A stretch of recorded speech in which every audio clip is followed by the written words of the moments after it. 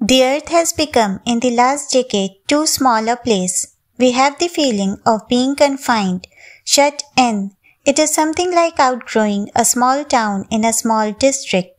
The views of the dark, pocked surface of Mars, still lifeless to judge from the latest photographs, do not seem to have extended our reach. Instead, they bring closer, too close, an unsatisfactory feature of our local environment. The blue noonday sky, cloudless, has lost its old look of immensity. The word is out that the sky is not limitless, it is finite. It is, in truth, only a kind of local roof, a membrane under which we live. We can sense its concave surface a few kilometers over our heads. We know that it is tough and thick enough so that when hard objects strike it from the outside, they burst into flames.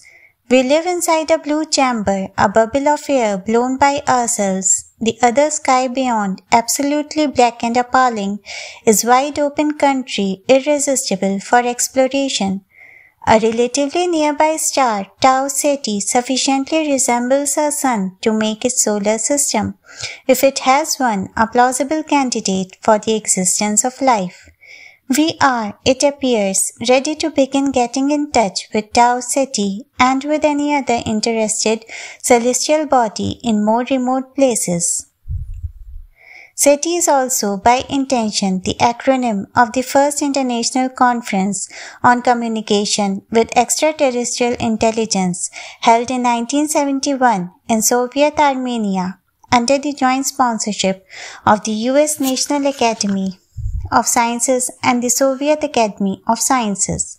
Most of the attending physicists and astronomers were convinced that the odds for the existence of life elsewhere are very high, with a reasonable probability that there are civilizations, one place or another, with technologic mastery matching or exceeding ours. On this assumption, the conferees recommended that we organize an international program to probe the reaches of deep space for electromagnetic signals making sense. Eventually, we would plan to send out messages and receive answers, but at the outset, it seemed more practical to catch snatches of conversation between others. When the first word comes in from outer space, finally, we will probably be used to the idea. We can already provide a quite good explanation for the origin of life here or elsewhere. Given a moist planet with methane, formaldehyde, ammonia, and some usable minerals, all of which abound, exposed to lightning or ultraviolet irradiation at the right temperature, life might start off almost anywhere. I suspect that when we have recovered from the first, easy acceptance of signs of life from elsewhere and finish nodding at each other, we will be in for a shock.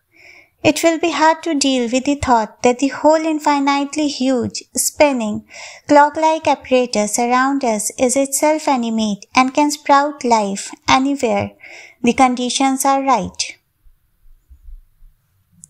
The immediate problem, however, is much more practical. Let us assume that there is indeed sentient life elsewhere in space and that we will be successful in getting in touch with it. What on earth are we going to talk about? If, as seems likely, it is 100 or more light years away, there are going to be some very long pauses, with the barest amenities taking 200 years at least. By the time we reach our party, we may have forgotten what we had in mind. We could begin by just sending out news of ourselves, but we would have to choose carefully with durability of meaning in mind.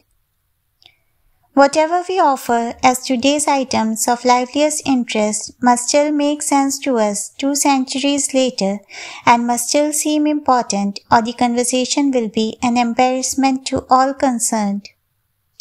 Perhaps the safest thing to do at the outset, if technology permits, is to send music. This language may be the best we have for explaining what we are like to others in space. I would vote for Bach, streamed into outer space over and over again. We would be bragging, of course, but it is surely excusable for us to put the best possible face on the beginning of such an acquaintance. We can tell the harder truths later. What kind of questions should we ask? Everyone will want his choice first. Did you think yourselves unique? Do you have goals? Have you anything quicker than light? Do you always tell the truth? Do you cry? There is no end to the list. Perhaps we would wait a little until we are sure we know what we want to know before we get down to detailed questions. After all, the main question will be the opener. Hello, are you there? If the reply turns out to be, yes, hello, we might want to stop there and think about that for quite a long time.